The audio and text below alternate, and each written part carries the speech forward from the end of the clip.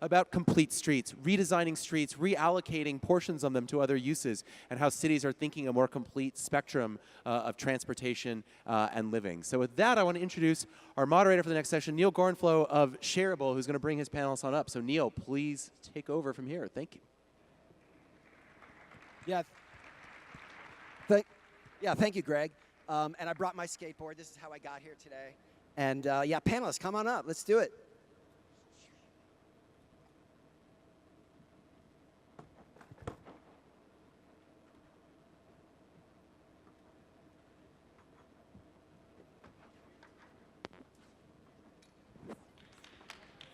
Yeah, a little hand for our panelists. Some have come a long way. Yeah, and just to start out, I wanted to, just tell you what's real for me today, right? So I've been inside for 2 weeks. I live in the Bay Area in Mountain View. There's been a cloud over our city, a toxic cloud over our city. I've been sneezing, coughing, not sleeping well, and you know, actually just felt like crap for 2 weeks.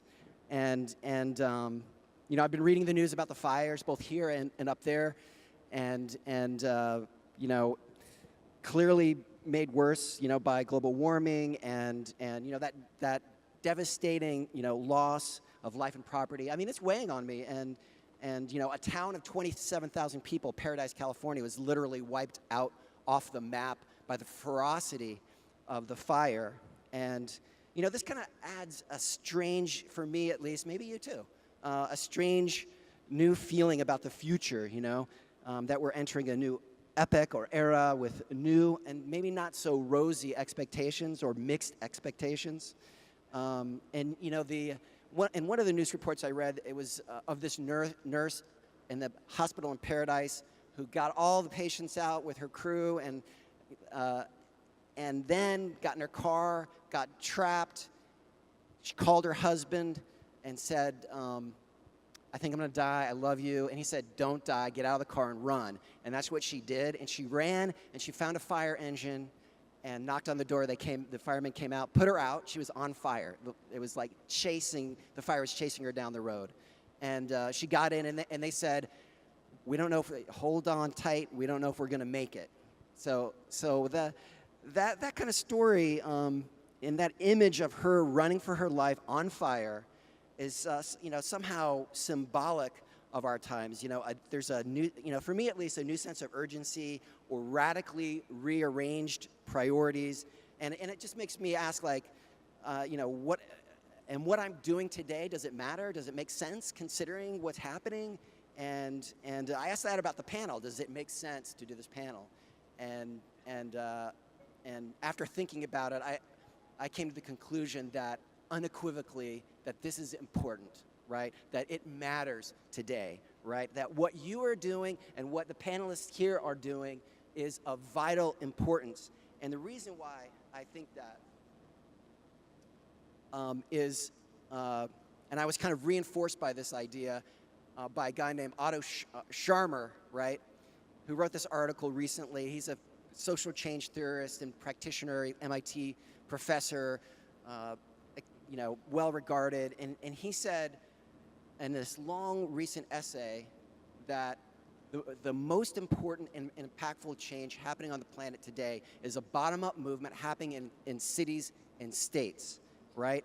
And that it is the most important, least well-told story, and so you know, if you buy this, you know, where do you start? You know, you might just arrive at the street level, right? That the foundation of the city. You know, streets are the largest common, the largest shared space. It's where the social fabric is woven. It's where everyday democracy lives. It's where change begins. And I think Jane Jacobs would agree that the quality of that foundation determines the quality of a city and its destiny, including how sustainable it is, right?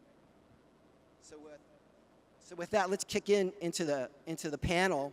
And when I was asked to do this, I was like, wow, this is a seriously heavy crowd, man. This is some accomplished people, and I'm not going to even dive into all that you've done, but your well-prepared panel panelists, and I think we'll just dive in and get going. So let's start with the big picture, right? What, you know, so we are shifting from a car-centric streetscape, but what are we shifting towards, in your opinion? Just I want to hear quickly from each of you. Okay. Well, I think we're figuring that out, right? And one of the interesting things is that, wow, the sound is really interesting in here, isn't it? That's the interesting thing, the sound. The street is sort of this microcosm of everything else that's going on. Like, we need more tolerance on the street.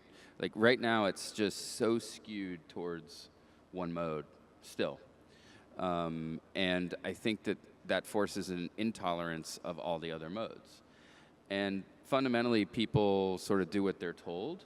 And I think if you allocate a lot of space to a mode, that's what they're going to do.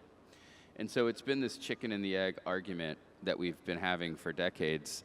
Like, do we need to build demand and get more people on bikes and scooters and all of these things, and then that will build the demand to reallocate the space? Or do we reallocate the space, and therefore people will then feel safe doing these other things? And I think what we've learned is that it's a combination of both. And so, you know, kudos to the companies, I think, that are unleashing scooters on the streets, and kudos to the folks up here that have launched bike share systems and car share systems and all those other things, because that's absolutely crucial to build the political will to change the street. Yeah. Thanks.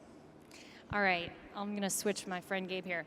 So I think that they're evolving to more people-centric streets, and the key here is whether we like it or not, whether we have accommodated for it or not.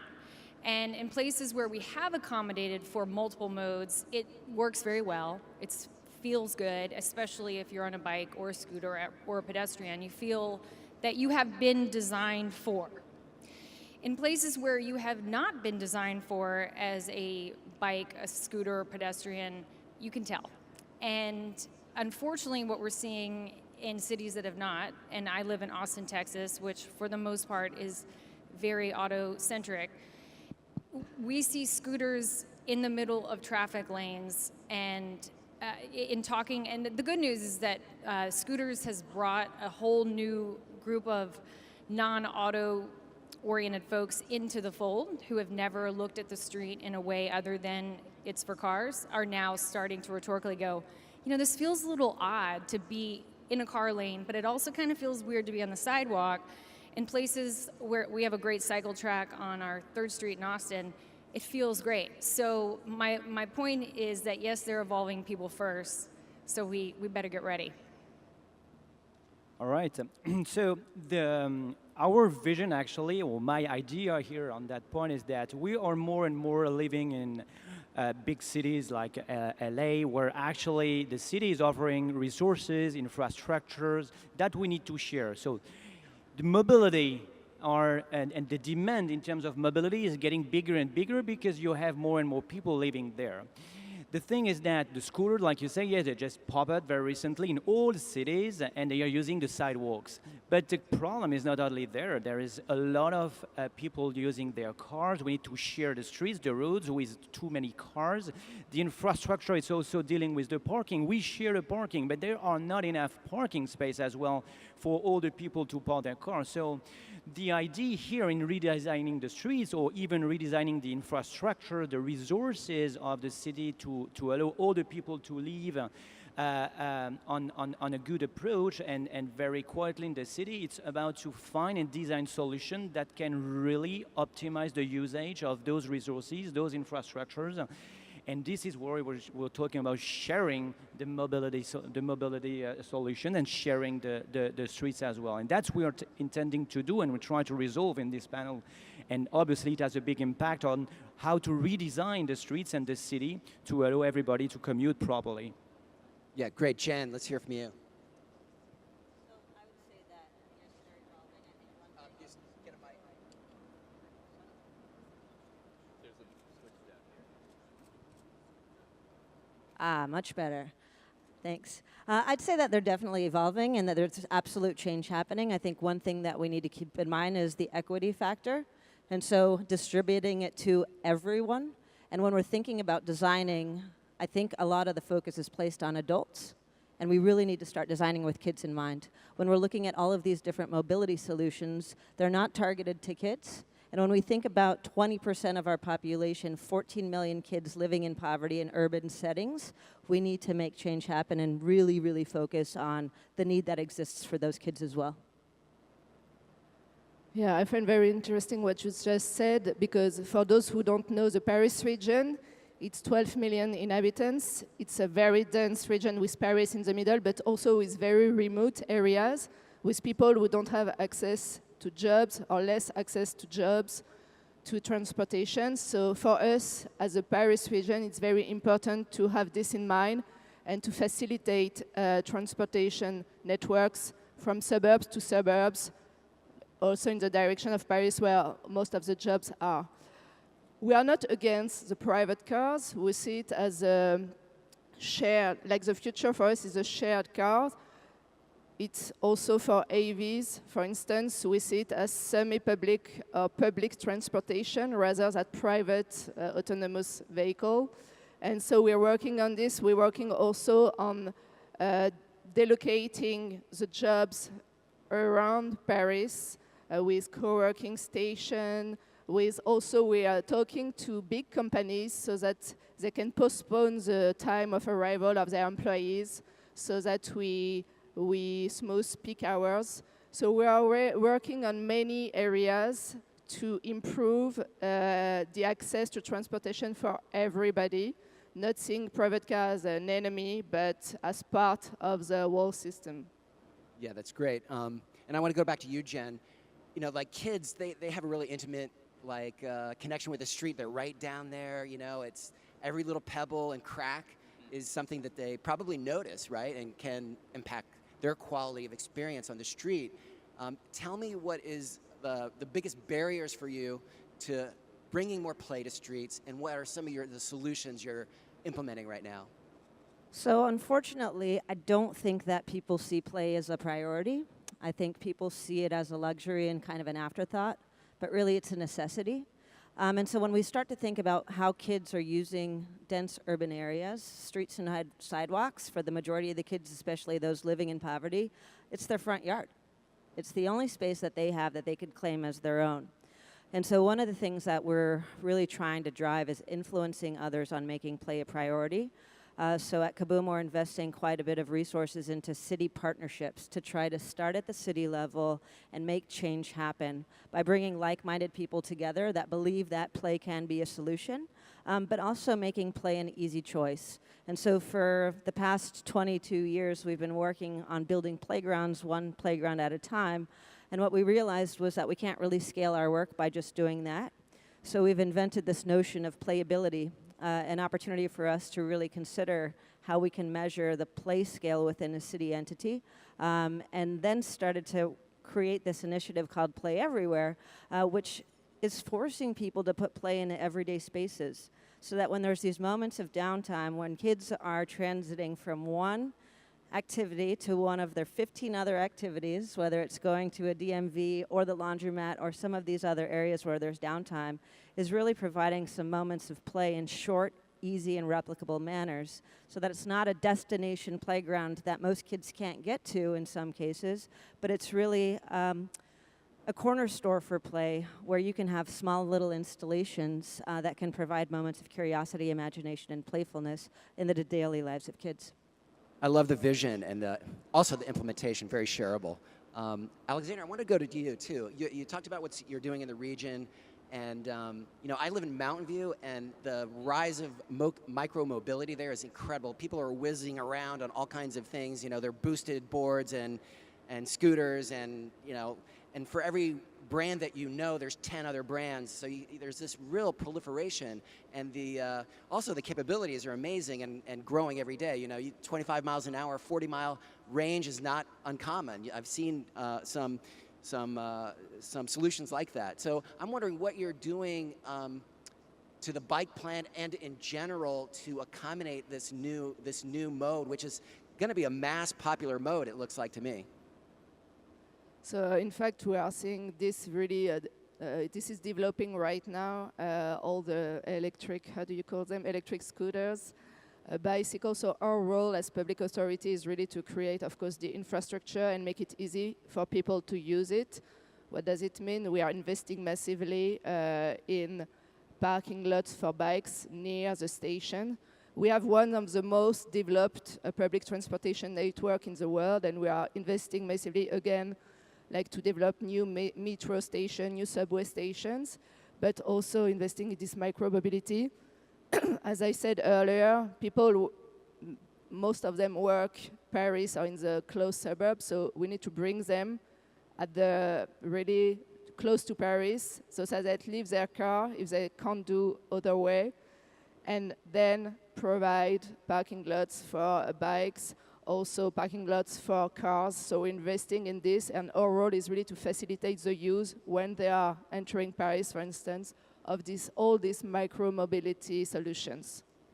Yeah, and that brings me to you, Meg. I'm just wondering, where do you think scooters go, and how do we retrofit this street for this? I mean, this is a big. That's a good one. It's like what is it called? The scooter. What is it? I call them a scooter, bike lane, a Scooby. Okay. Scooby. I have some thoughts on that when you're done.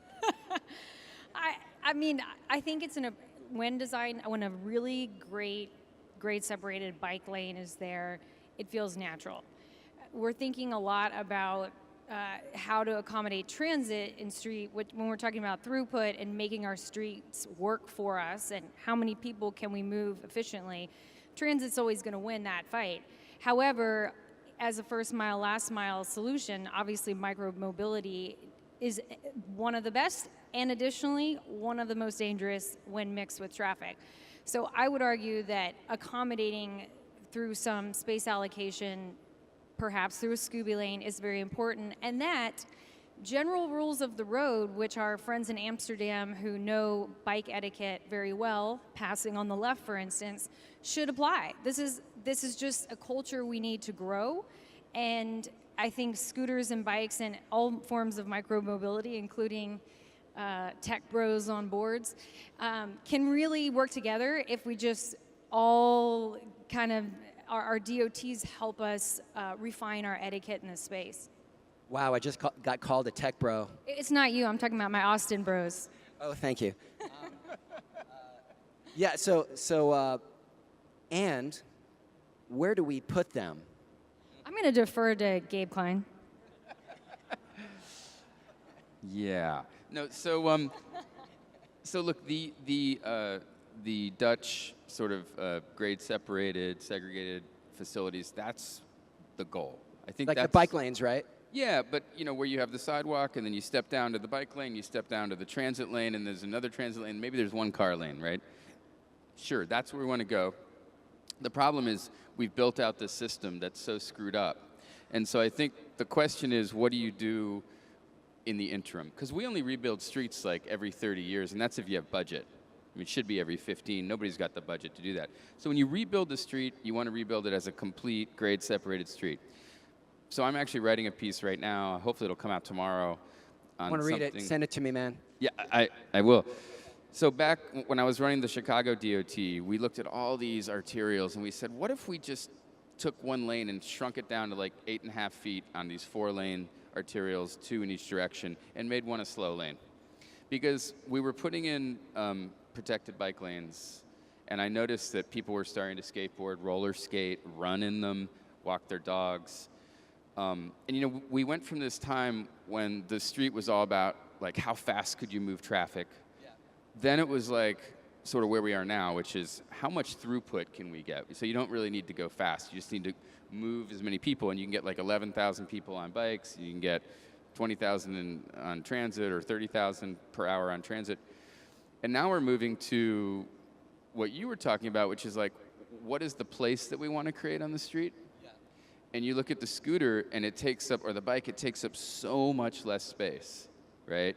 So in terms of where you put it, I mean, if it's active most of the time because it's being shared, it should be in a slow lane, I think, and it should be moving. And then with all this technology that's coming, whether it's scooters, there's actually autonomous scooters coming, autonomous vehicles, I think the goal should be to use our system so much more efficiently that about 2/3 of our streets and cities can be shut down to through traffic, like they're doing in Barcelona with the superblocks. And if that happens, then you can create place, you can move people for the short trips, and you can have the high capacity transit.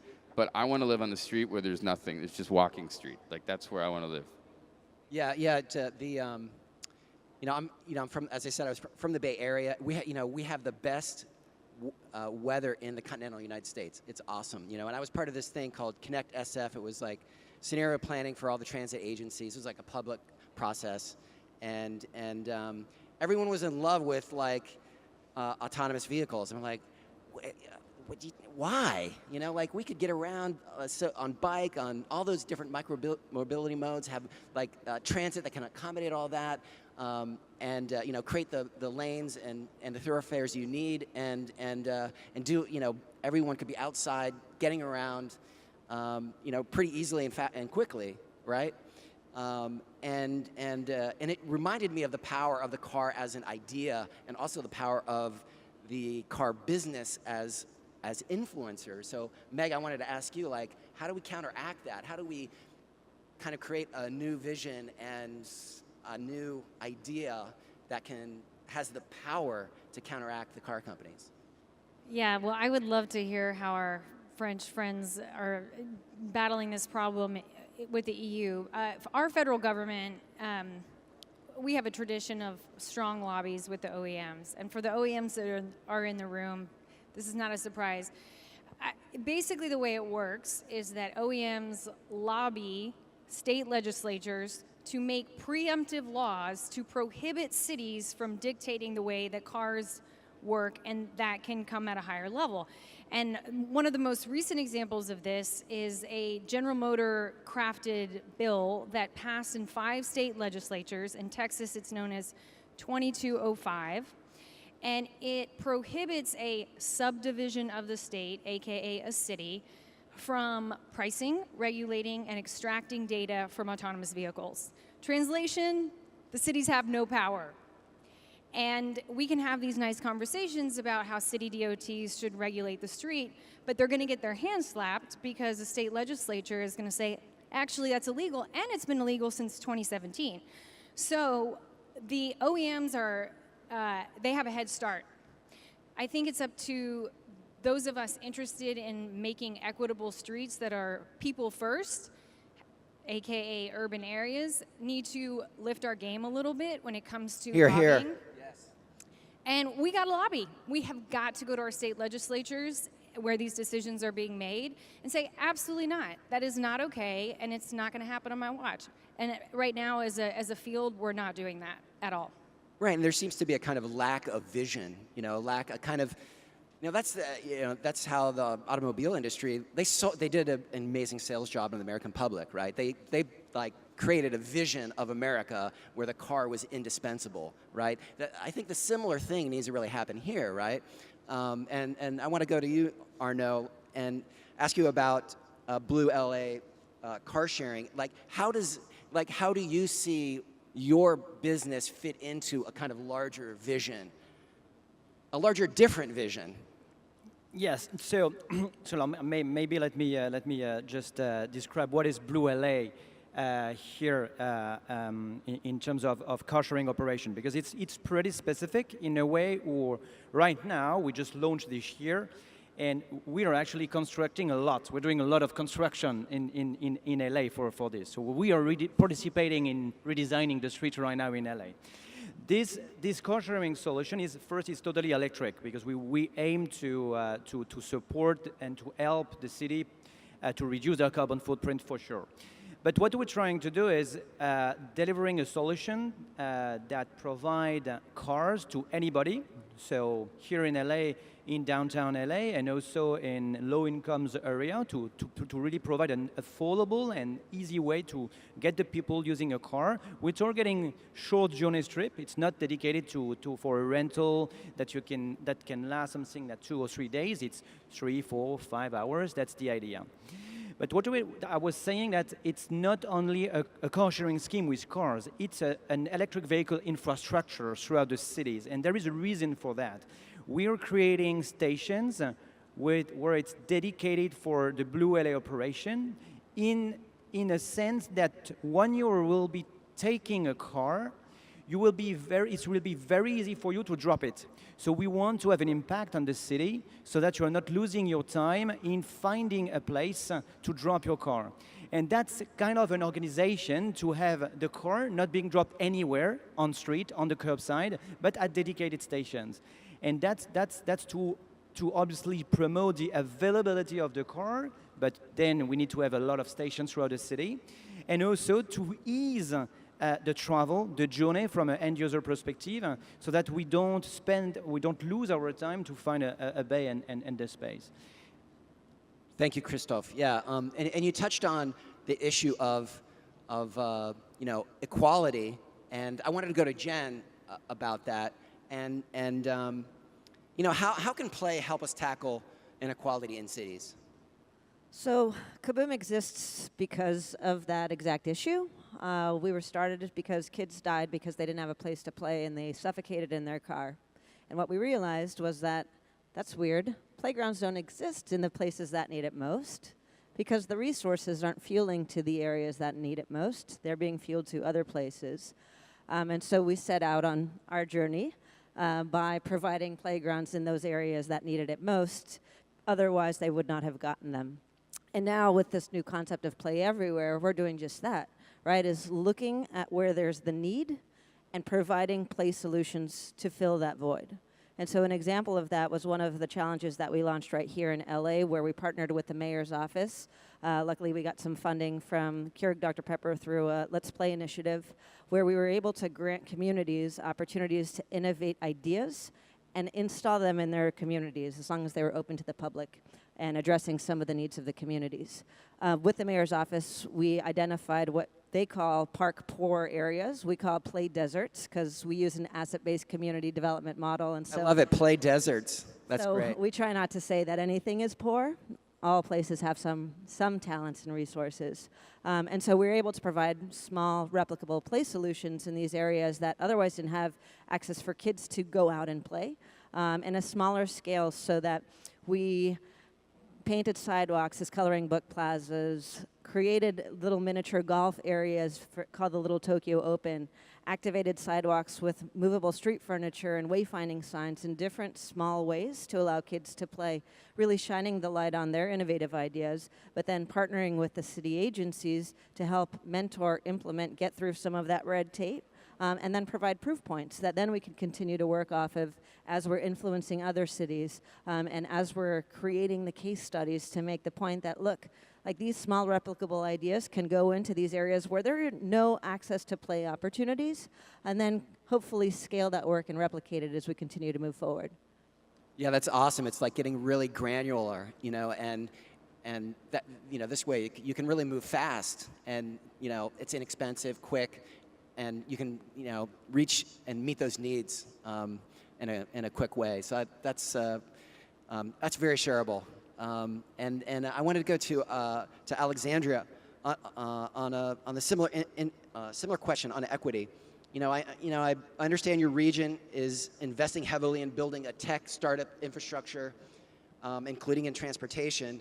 And I'm from Silicon Valley, so you can go and see what it looks like after a tech ecosystem is successful. I don't think you would like it, and you've probably been there. So I'm wondering what you're doing in that process to avoid a kind of dystopian outcome.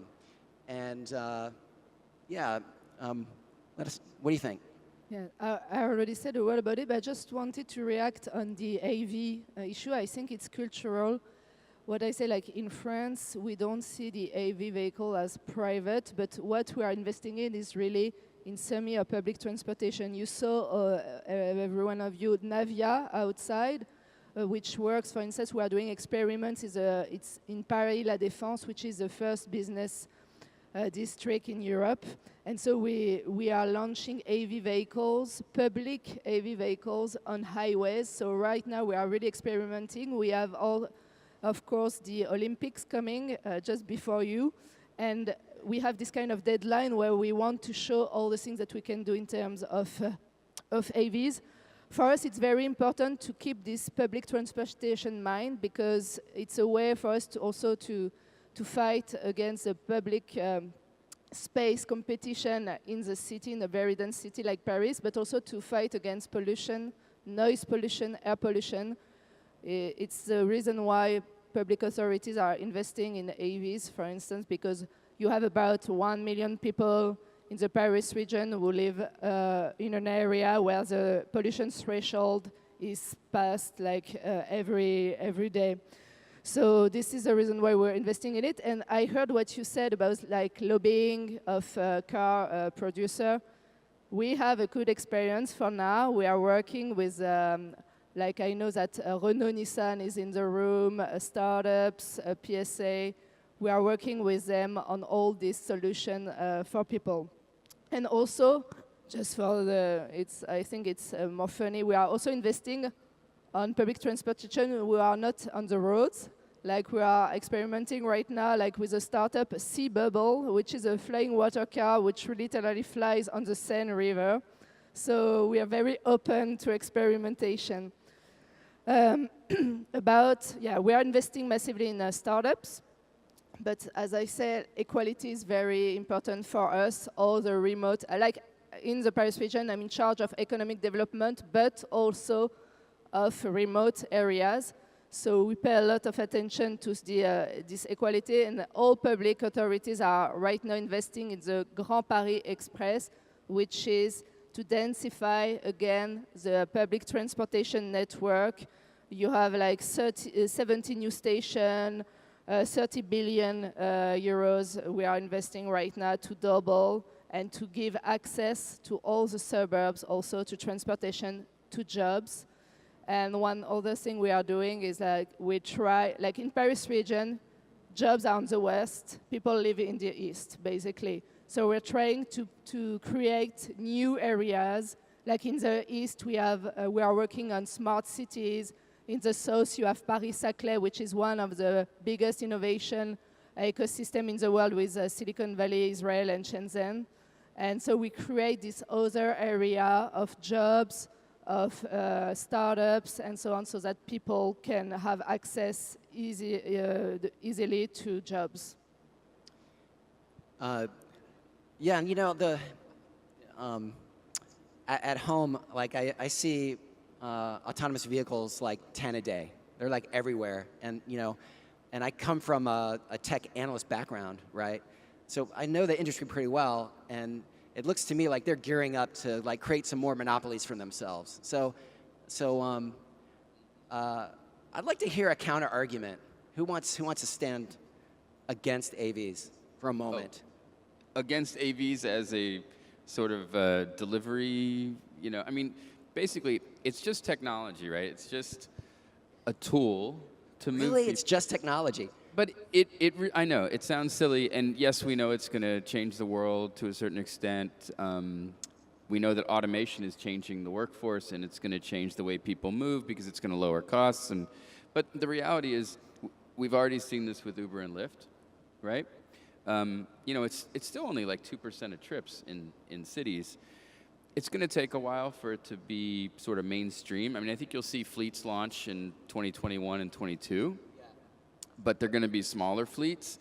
I mean, I think actually, when you look at the 60% of trips less than a mile in cities taken by cars, right, that could be scooters, bikes, small electric vehicles, it's actually a bigger market, right? And so I'm actually more excited about active transportation, mobility, we're calling it, or shared mobility, because I think that's actually a larger market. And I think one of the things people are scared of in the US is that a lot of the companies that are coming up with this technology, whether they're in Detroit or they're in Silicon Valley, are in the suburbs.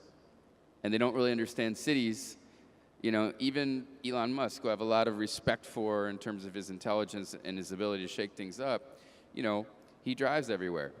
You know, he doesn't understand transit or the value of it. And part of it is that, like, in Paris, they never lost their transit heritage, right? And Even in places like Shanghai, where they've built their entire system over the last 30 years, they have this rich transit heritage where whether it's a driven shared vehicle or an autonomous shared vehicle, it's always going to be a component of the system. And the fear here is that because our transit systems are typically so weak, and even in the cities where they're strong, they're underfunded and they're collapsing, that we will go all in on the autonomous vehicle, because the combination of the people that are making the decisions in the private sector being in the suburbs and the underfunding of cities because of where we are in our history and the transit systems, it could lead to sort of this really bad dystopic outcome. And so we got to bring the private sector into the tent, if you're a government person, really expose them to what's happening in the city, and also show them how they can make money doing something different, right? So we got to align the incentives and the outcomes, and that's a lot of like what I do actually for my day-to-day work. And I think it's hugely important. Don't worry about what the federal government's going to do, because it doesn't matter. It's not going to amount to anything, and they don't really want to regulate it anyway. It's really about the private sector and cities working together. Even though they're being preempted, the cities still control the public space and the curbside to some extent. And I also think the rise of HOV lanes in cities, which I'm very hopeful for, will be very important to push people towards multi-occupancy versus single occupancy. Some cities got to do that. Okay, that maybe be Paris. Yeah, Christoph, do you want to pipe up? You got something to say? Yeah, exactly. No, I just wanted to add that actually we are, from a Blue LA perspective, very excited by AVs actually. For us, it's the next step. It's having the possibility to our customer to order their car that will be taken from the stations. And that's what we can play an interesting role is, since our model is station-based, you are asking a car that is well located at a station to come to take you at your house or at a very specific address. And then at the end, you end your trip at another station, or more than that, you end your trip exactly where you want to go, but your app will give you the possibility to drop the car to their garage thanks to the app. And that's for us, it's the next step for car sharing when it's station-based. Mm-hmm. Okay, well, I'm unconvinced, but these are good arguments. I think cities risk letting the fox into the hen house. More discussion required. I want to go. Let's light it up and go to play a little bit. Jen, so you talked about what you're doing. What cities are really bringing it up, like really killing it on the play front? So I think there's several factors that fuel an investment in play, and I think with development and gentrification, I think a few issues start to surface to where cities need a little bit of extra help engaging the community in the process. I think that's one route. So on that level, I'd say cities like Detroit, Baltimore, Boston, Chicago are really making headways. I think LA is a great example. I mean, I just talked about the example of the Let's Play Everywhere challenge that we had here in LA, but they have a wonderful Great Streets program, they have a Play Streets program, and they're really identifying that streets can be used in a shared manner that can accommodate the needs of all people, including kids. And I think it's catching on, and I think we're in a place right now where creative placemaking is hot, where there's a lot of movement happening by citizens and communities and nonprofit organizations and city agencies collaborating together to make change happen. And so those are some of the few cities that I think are really leading the charge here with making play the priority as they continue to develop. Yeah, I was just thinking about it as you were talking. It's like, I mean, that's the kind of thing that like your parents tell you, don't play in the streets, right? And just think if we have a whole generation growing up who actually do play in the street, they grow up, they got a whole different way of approaching transit in the street and what the street means, right? So I think it's really important. Hey, one thing on that.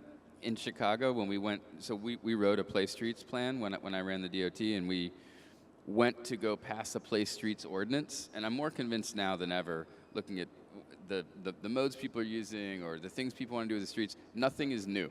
It's all been done before. It's just that we're mixing things differently, business model, technology.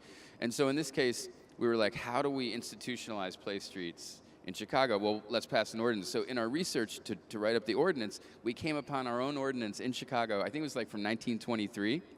that was already on the books that basically outlined exactly what we wanted to do to be able to temporarily close streets so kids could play. It's just that our cities were hollowed out, you know, white flight, you know, all of those things that happened, and we forgot all the great things that were happening in cities, including our transit heritage. Yeah, like stickball and like, you know, those Yeah. those scenes in New York City and like, you know, before World War II, I guess, you know, like Back when we were kids. not quite, but yeah. Yeah, go ahead. Yeah, I was just going to add that as a parent of 2 small children, literally the most stressful thing when I'm around them, there's more stressful things in parenting than walking the street. But in the moment, when you have little toddlers, it is like physically very stressful to keep them on the sidewalk. And I feel the need to carry them just to be sure. On certain streets, it's so interesting how on streets that are well designed, you don't feel quite as bad. We were in Melbourne last summer, and in Melbourne they have as you guys probably know, the alley culture it just feels. I mean, you can feel yourself relaxing as a parent when you're in that environment. And the thing that how all this comes together with autonomous vehicles that is very concerning is that while we're having this very creative conference, simultaneously there are tech conferences that are addressing the single theme of how do we overcome these darn pedestrians that are going to walk right in front of the AV by facial recognition and criminalization concepts of how are we going to police this bad behavior of people walking in front of the car. And this is not a new idea. Jaywalking is the same concept. Pedestrianism has been criminalized before. Now it's entering this new era. And all of these things come together because while we're saying, oh, we need more play, we should look at ways we can get people in the street, simultaneously, there are powers that be that are looking at ways to get people out of the street. So I think we need to be very real in understanding these 2 things are coming to a head right now. Yeah, and it just reminds me, like, if you think about play in the street, play doesn't just have to be for kids. Yes. Right? I mean, I'm still riding this skateboard, so, and I love it. It's fun, and it doesn't feel safe to me, actually, in a lot of ways. You know, I think about the trip I took last year to Tokyo and how they have these, you know, they have their big thoroughfares, right? But then you go on these side streets, and it's like so cool. You're very relaxed. It's human scale, little shops, little cafes you can pop into. It gives you a kind of elevated feeling, right? You know, and the city is a kind of living space, and a living room for people almost, you know. Well, that's why people want to live in cities again. Like for a lot of us, like I'm a Gen Xer, I fled the suburbs. It was dystopic and depressing, and you know, I wanted to live with the energy of people around me. And a lot of times that sort of dense downtown area, it is the living room for the region. Everybody goes there. Some people want to actually live there. And if you live there and you want to raise your kids there, we both have a 2- and a 4-year-old, you don't want to always be worried about your kids getting run over by cars, you know. And so LA's got this transportation happiness metric, which my partner Ashley Hand worked on, the Mobility Bill of Rights. And it's not just about moving people, it's like about the dignity of your community and your place. And I think we got to totally switch the paradigm of how we view that public space. It is public. It's not just for moving people from outside through it, right? It's about the community. Yeah, I mean, it was really it really turned my head when I was there and really felt like, wow, I want this. This is, you know. Paris has had car-free Sundays that apparently the car-free weekends that you guys did last year, and they were a hit, right? Exactly. The city of Paris is doing a policy like where, yeah, exactly, on certain weekends you cannot drive your car, also, but there is still a problem. Like, we are in charge in the Paris region. So recently, for instance, they decided to block all the roads along the Seine River, which is good, and Parisians are happy to do so. But they didn't do it with the other cities around Paris. You know, they didn't plan it like this, so there were two problems. Pollution didn't fall. It just was up north or west or outside of Paris, but for the others. And also, it's a big problem for people who wanted to work. So what I want to say is, of course, it's a way where we are going. We want to all to reduce pollution, to reduce the use of car, but we need to work on public transportation first so that these people coming from outside can go to work, for instance. So, yeah, this kind of like made me think, you know, we've been talking about the Zionist streets from a transit perspective. Let's flip it. Let's flip it. How do you make it, what are the design elements of streets where people are living and playing, that they become a social gathering place? What does that look like? I think it's reclaiming the streets back to how it used to be, right? I think Gabe said it. This has all happened in the past. And, you know, there's travels that I've taken where there's images of what the street looked like in Christchurch, New Zealand, for example, where they have pedestrian corridors that are shut down streets where no vehicles are allowed to enter. And people gather there.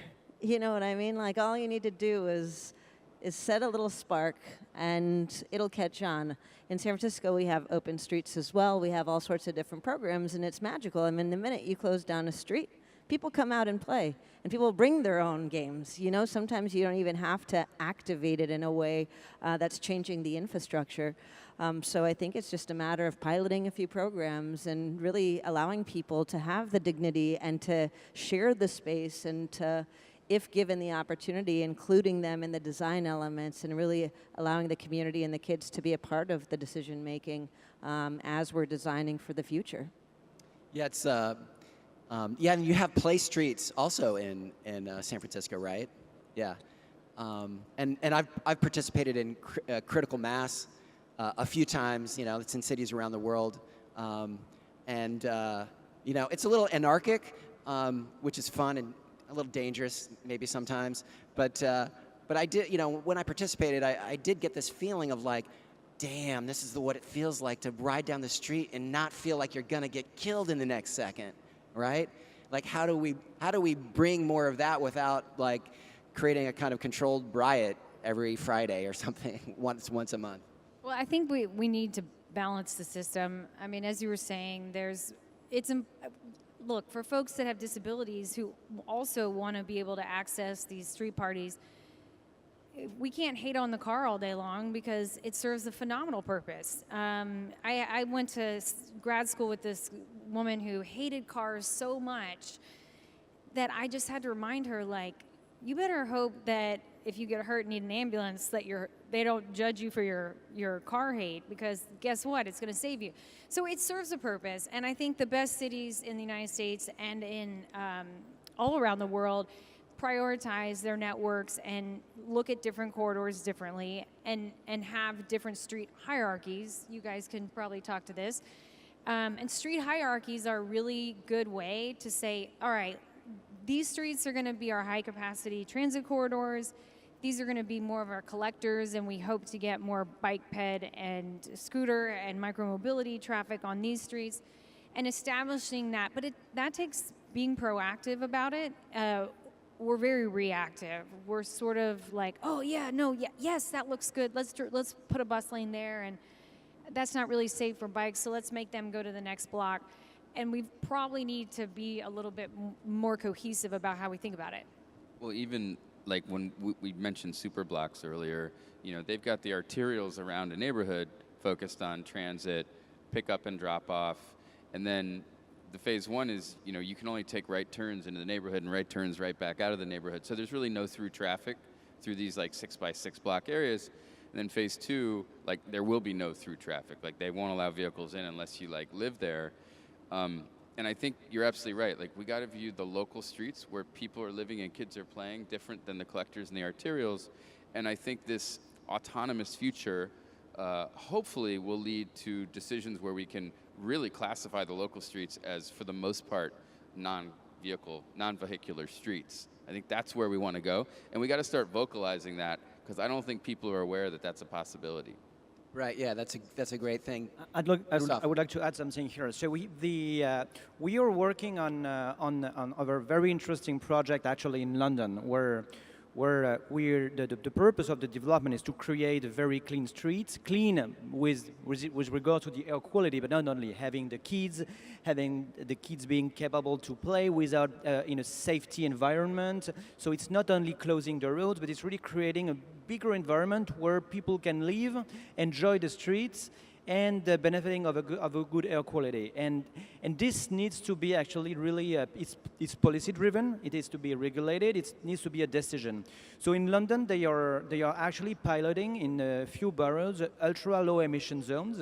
So suddenly it came like that in those zones, if you are not having ultra low emission vehicle, somehow electric today, you can't go, but any kind of it. So the impact was obviously in one day that there were no more vehicle going in those environments.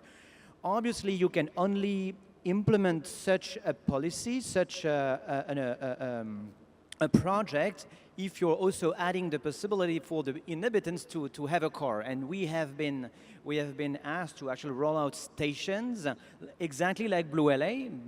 So it's called Blue City over there. So pure electric car, but at very specific locations to complete the whole transportation network. So you can find a bike share right after a Blue LA kind of station. It connects directly to a metro station or bus stations right at the border of the ultra low emission zone.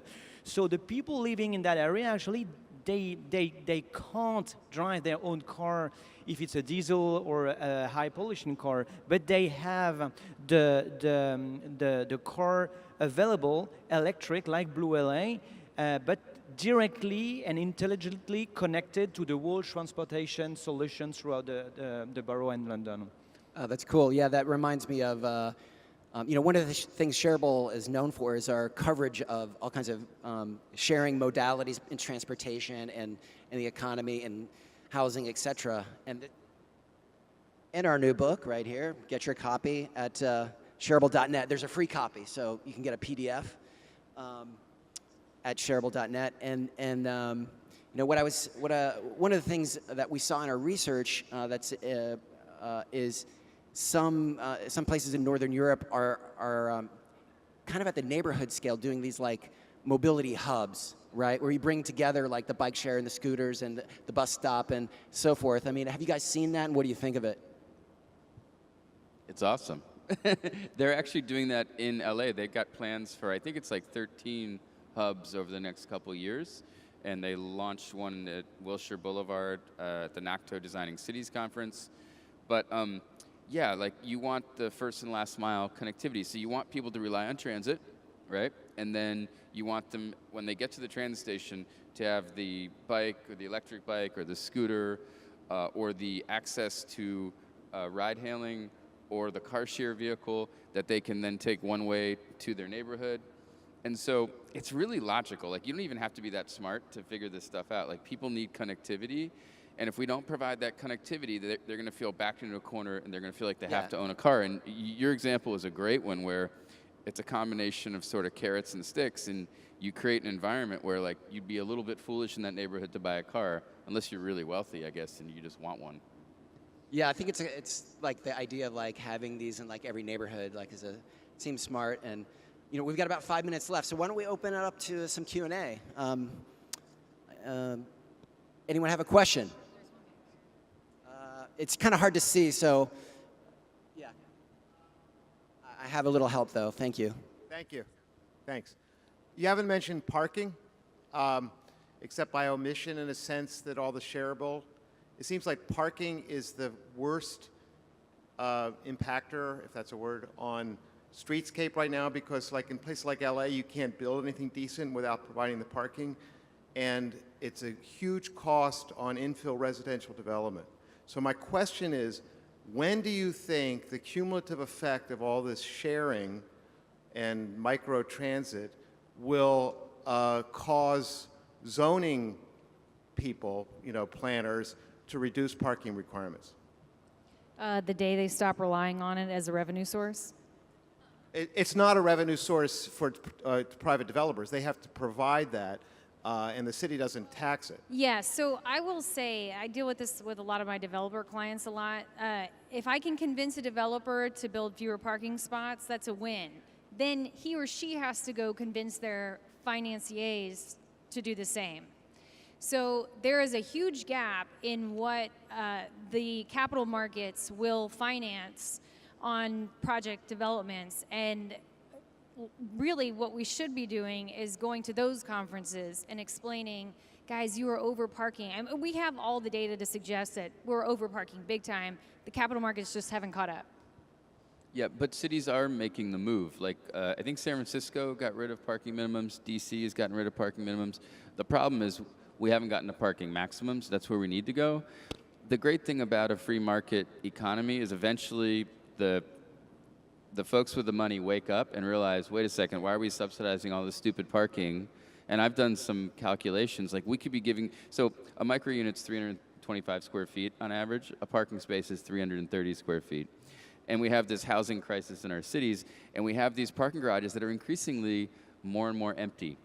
So at some point, we have to flip them to housing. But the question is, when we do it, will the cities keep an ownership interest? And will they have a recurring revenue stream and retain some control over the policy? Or will they just give it to the private sector and sort of lose all the control? And I think that's going to be really interesting to watch it play out. Cool. One more question, and we're going to wrap up. Anyone? We got a hand?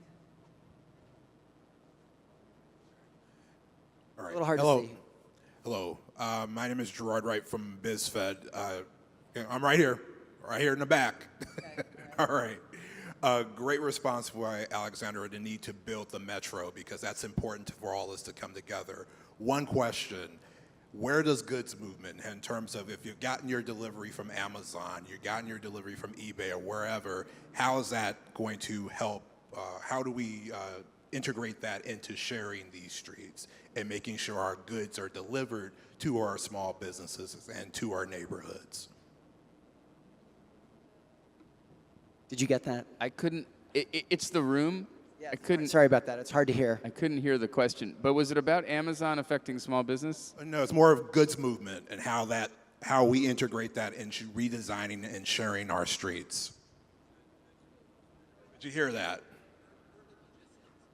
Oh. Okay. Yeah, I mean, well, hopefully we'll be delivering more when people are not on the streets. Most people sleep at night, and that's a great time to be delivering stuff. But also, I think you're going to have purpose-built vehicles, as you know, that will be able to switch from people to packages. But also, Europe is a great example, like from the standpoint of like bringing things into cities. You have big trains and trucks that bring stuff to the edge of the city, and then you often use smaller trucks to bring things into the city, and then you have like pedal electric trikes to move things around the city. So like scale is important, and we need to be using the right vehicle, the right size vehicle at the right speed for the delivery, I think. I also think we need to centralize them. I mean, mobility hubs are a great opportunity to bring more Amazon lockers. If I'm taking my commute and I am ending up at a mobility hub, why not get a package there, assuming I'm not going too far thereafter? So there's options like that. There's also just, I always tell the story, I ordered lotion, and I didn't need it that badly, and at 5:30 on a Tuesday, a Toyota Camry delivered it to me. Like, in what world is it okay to bring me one envelope at peak rush hour for lotion that I don't really need for another week? And that just assumption that we just can get it, you know, in whatever, this is adding vehicle miles traveled to the network that, quite frankly, is inappropriate. That is not the time to be delivering single packages. So I think we need to revisit the reality that distributing logistics the way that we have gotten accustomed to is not sustainable for our network. But you have great skin. Thanks, it's the lotion. I got it early, fast.